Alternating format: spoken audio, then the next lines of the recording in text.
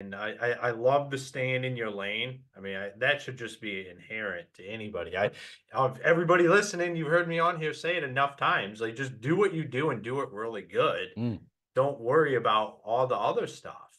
And when you start talking about the assets and stuff, man, that's something I haven't thought about in probably a decade.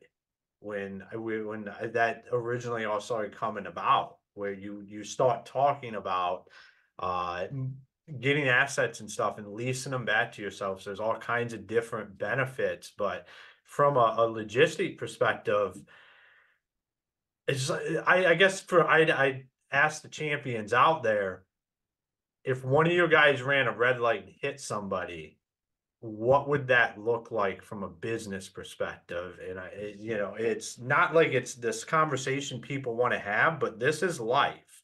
And as business owners, it's your responsibility to have these conversations with yourself, with the lawyer, with the people that you need to have these conversations, because you're not out there driving that truck.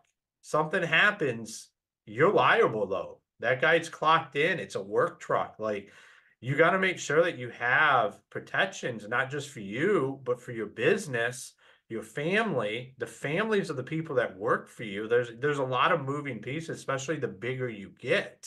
And that's what Scott's talking about having here, is having the ability to protect yourself in these situations when real life stuff happens.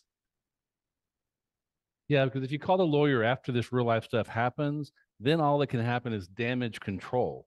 And so, maybe the lawsuit's winnable years down the road, but you're going to spend lots in attorney's fees getting there. Maybe we can shrink how much it's going to cost you, and if you lose, but that's too late. You have to do the planning before the claim arises. Otherwise, you're doing what's called fraudulent transfers and hiding assets, and that's the go to jail stuff. We don't want to do the go to jail stuff. Number one rule is stay alive. Number two rule is stay out of jail. Right? Those are, you can't break those rules. Why do you think that people have such a hard time having proactive conversations with lawyers when it really, it makes sense to do Oh, it?